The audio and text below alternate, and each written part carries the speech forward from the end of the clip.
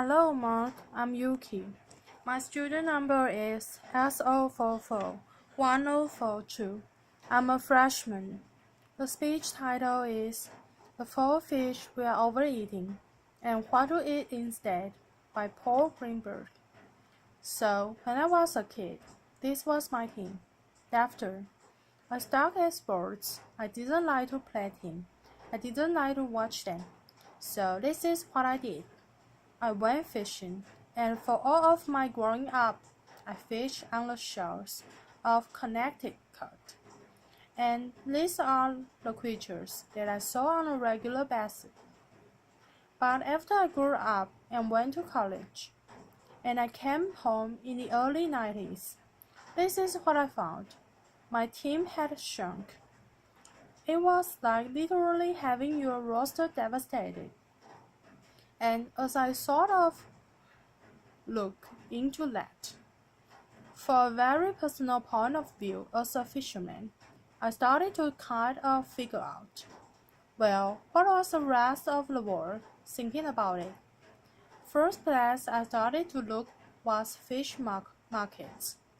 And when I went to fish markets, in spite of where I was, whether I was in North Carolina, or Paris, or London, or wherever, I kept seeing this weirdly repeating trope of four creatures, again and again, on menus, on ice, shrimp, tuna, salmon, and cod. And I thought this was pretty strange, and as I looked at it, I was wondering, did anyone else notice this sort of shrinking of the market? Well, when I looked into it, I realized that people didn't look at it as their thing. Ordinary people, the way they look at seafood was like this. It's not an unusual human characteristic to reduce the natural world down to very few elements.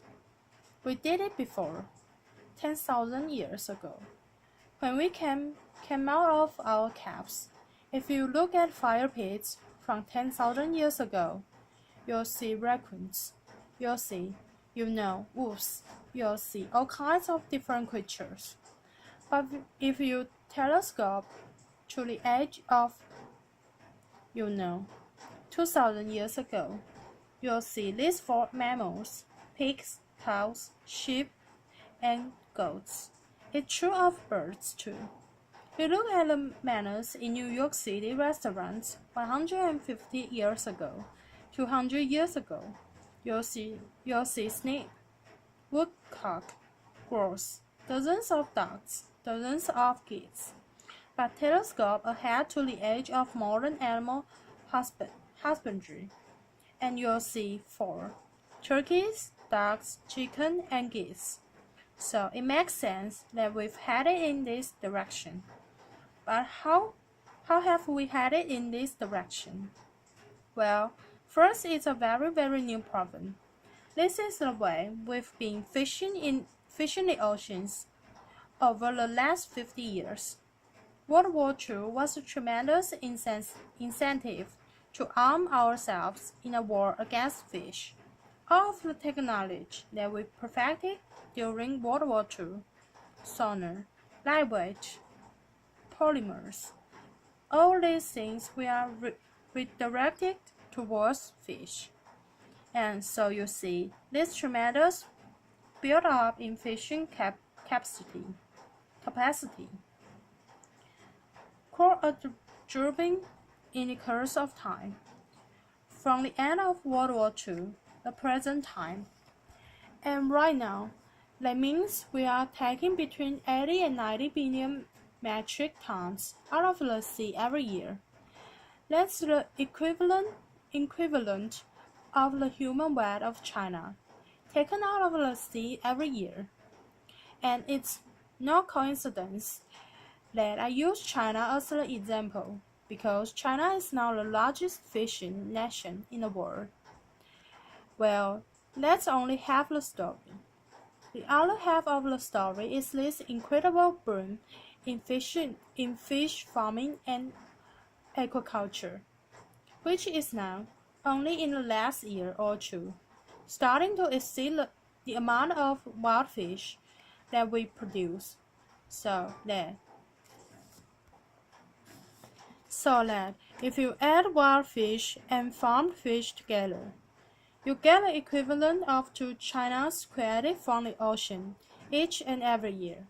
And again, it's not a coincidence that I use China as the example, because China, in addition to being the biggest catcher of fish, is also the biggest farmer of fish. So, let's look low at the 4 choices we are making right now. The first one, by far the most consumed seafood in America and in much of the West, is shrimp. Shrimp in the wild, as a wild product, it's a terrible product. 5, 10, 15 pounds of wild fish are regularly killed to bring 1 pound of shrimp to the market.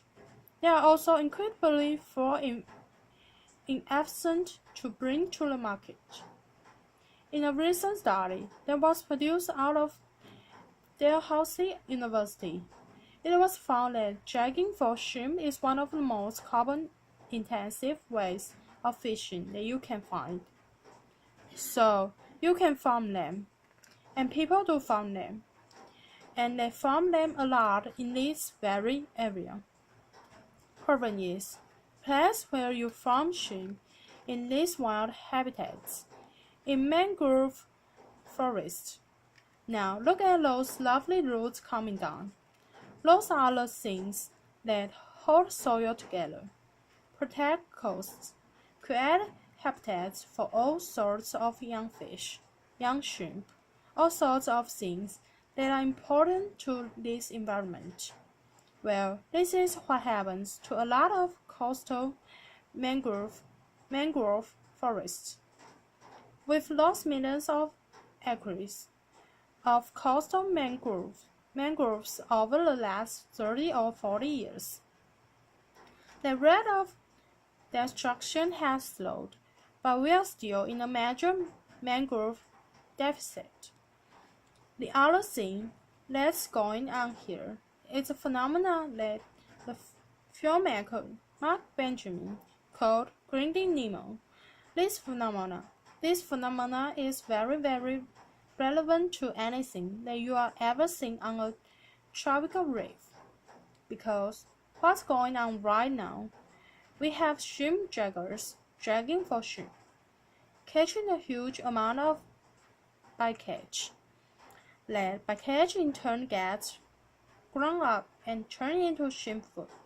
And sometimes, many of these vessels, manned by staffs, are catching these so-called catch fish, fish that we would love to see on a reef, grading them up and turning them into shrimp feed. An ecosystem literally eating itself and spitting out shrimp. The next most consumed seafood in America, and also throughout the West, is tuna. So tuna is this ultimate global fish. These huge management areas have to be observed in order for tuna to be well managed. Our own management area, called a Regional Fishery Management Organization, is called ICAT. The International Commission for the Conservation of Atlantic tunas. The great naturalist Carol Safina once called it the international conspiracy to catch all the tunas. Of course, we've seen incredible improvement in ICAT. In the last few years, there is total room for improvement, but it remains to be said that tuna is a global fish, and to manage it, we have to manage the global. Well, we could also try to grow tuna, but tuna is a spectacularly bad animal for agriculture. Many people don't know these spot tuna are warm-blooded. they can heat their bodies 20 degrees above ambient temperature. They can swim at over 40 miles an hour, so they pretty much eliminate all the advantages of farming a fish, right? A farm fish is, or a fish is called blooded. It doesn't move too much. That's a great thing for growing protein. But if you've got this crazy bird culture that swims at 40 miles an hour and hits its blood, not a great candidate for agriculture. The next creature. Most consumed seafood in America and throughout the West is salmon. Now, salmon got its pondering too, but it isn't really necessarily happen through fishing. This is my home state of Connecticut. Connecticut used to be home to a lot of wild salmon, but if you look at this map of Connecticut, every dot on the map is a dam. There are over 3,000 dams in the state of Connecticut.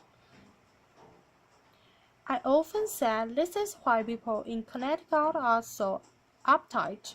Laughter. If somebody could just unblock Connecticut, I feel that we could have an infinitely better world.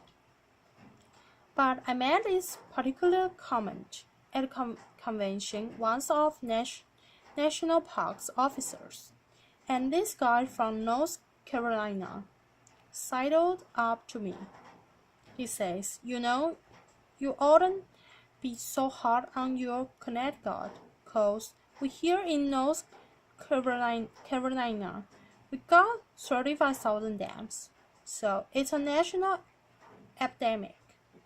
It's an international epidemic, and there are dams everywhere, and these are precisely the things that stop wild salmon from reaching their spawning grounds. So, as a result, we've turned to agriculture, and salmon is one of the most successful, at least from a number point of view. When they first started farming salmon, it could take as many as 6 pounds of wild fish to make a single pound of salmon. The industry has, to its credit, greatly improved. They've gotten it below 2 to 1, although it's a little bit of cheat, because if you look at the way agriculture feed is produced, they are measuring pounds of pellets per pound of salmon. Those pellets are in turn reduced fish. So the actual, what's called the FIFO, the fish in and the fish out. Kind of hard to say, but in any case, credit to the industry. It has lowered the amount of fish per pound of salmon. Problem is, we've also gone crazy with the amount of salmon that we are producing. Agriculture is the fastest growing food system on the planet. It's growing at something like 7% per year, and so even though we are doing less per fishing to bring it to the market, we are still killing a lot of these little fish. And it's not just fish that we are feeding fish to. We are also feeding fish to chickens and pigs. So we've got chickens and they are eating fish. But weirdly, we also have fish that are eating chickens because the byproducts of chickens, feathers, blood, bone, get ground up and fed to fish. So I often wonder, is there a fish that ate a chicken that ate a fish? It's sort of a reworking of the chicken and egg thing. Anyway, laughter. Altogether, though, it results in a terrible mess. What you are talking about is something between 20 and 30 million metric tons of wild creatures that are taken from the ocean and used and grown up. That's the equivalent of a third of China, or of an entire United States of humans that's taken out of the sea each and every year. The last of the four is a kind of amorphous thing. It's what the industry calls whitefish. There are many fish that get cycled into this whitefish thing, but the way to kind of tell the story, I think, is through the classic piece of American culinary innovation, the filet-o-fish sandwich. So the filet-o-fish sandwich actually started as halibut, and it started because a local franchise owner found it when he served his McDonald's on Friday. Nobody came because it was a Catholic community. They needed fish, so he went to Red Crook and he said, "I'm going to bring you a fish sandwich, going to be made out of halibut." Red Crook said, "I don't think it's going to work. I want to do a hula burger, and there's going to be a slice of pineapple on a bun. But let's do this. Let's have a bet. Whoever sandwich sells more, that will be the winning sandwich." Well, it's kind of sad for the ocean that hula burger didn't win. So he made his halibut sandwich. Unfortunately, though, the sandwich came in at 30 cents.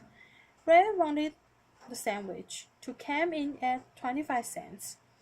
So he turned to Atlantic Coast. We all know what happened to Atlantic cod in New England. So now, the filet-o-fish sandwich is made out of Alaska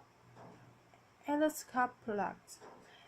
It's the largest finfish fishery in the United States, 2 to 3 billion pounds of fish taken out of the sea every single year. If we go through the plug, the next choice is probably going to be tilapia. Tilapia is one of those fish nobody ever heard of 20 years ago. It's actually a very efficient converter of plant protein into animal protein. And it's been a godsend to the third world. It's actually a tremendously sustainable solution. It goes from an egg to an adult in 9 months. The problem is that when you look about the West, it doesn't do what the West wants it to do. It really doesn't have what's called an oily fish profile. It doesn't have the EPA and DHA omega-3s that we all think are going to make us live forever. So what do we do? I mean, first of all, what about this poor fish, the clupets, a fish that represent a huge part of that 20 to 30 million metric tons? Well, one possibility that a lot of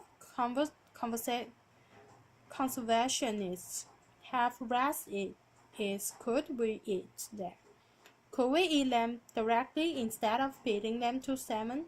There are agreements for it. They are tremendously fuel efficient to bring to market. A fraction of the fuel cost of, say, shrimp. And at the very top of carbon efficiency scale. They also are omega-3 rich, a great source for EPA and DHA. So there is a potential, and if we were to go down that route, what I would say is, instead of paying a few bucks a pound or a few bucks a ton, really, and making it into equifit, could we have to catch and double the price for the fishermen and make that our way of treating these particular fish. Other possibility law, which is much more interesting, is looking at bivalves, particularly mussels. Now, mussels are very high in EPA and DHA. They are similar to tuna. They are also extremely fuel efficient. To bring a pound of mussels to market, it's about 30 the carbon Earth required to bring beef to market. They require no forage fish. They actually get their omega-3s by filtering the water of microalgae. In fact, that's where omega-3s come from. They don't come from fish. Microalgae make the omega-3s, and they are only bioconcentrated in fish. Mussels and other bivalves do tremendous amounts of water filtration. A single mussel can fill dozens of gallons every single day, and this is incredibly important when we look at the world right now. Nitrification. Overuse of phosphates in our waterways are causing tremendous algal blooms. Over 400 new dead zones have been created in the last 20 years. Tremendous source of marine life deaths. We also could look at not fish at all. We could look at a vegetable. We could look at seaweed, the caps. All these different varieties of things that can be high in omega-3s, can be high in things, tremendously good things. They feed the water just like mussels do, and weirdly enough, it turns out that you can actually feed these to cows. Now, I'm not a big fan of cattle, but if you wanted to keep growing cattle in a time and place where water resources are limited, you are growing seaweed in the water. You don't have to water it. Major consideration. And the last fish is a question mark. We have the ability to create agricultural fish. The creature is a net gain of marine protein for us.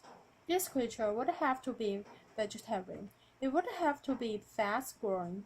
It would have to be adaptable to a changing climate, and it would have to have the oily fish profile, the EPA, DHA, omega-3, fatty acid profile that we are looking for.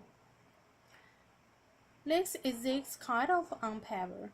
I have been reporting on these subjects for 15 years. Every time I do a new story, somebody tells me, we can do all that. We can do it.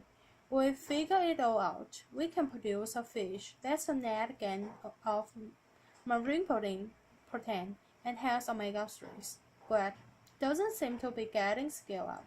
It is time to scale this up. If we do 30 million metric tons of seafood, a third of the world catch stays in the water. So I guess what I'm saying is this is what we've been going with. We tend to go with our appetites rather than our minds. But if we went with this, or some configuration of it, we might have a little more of this. Thank you. Applause.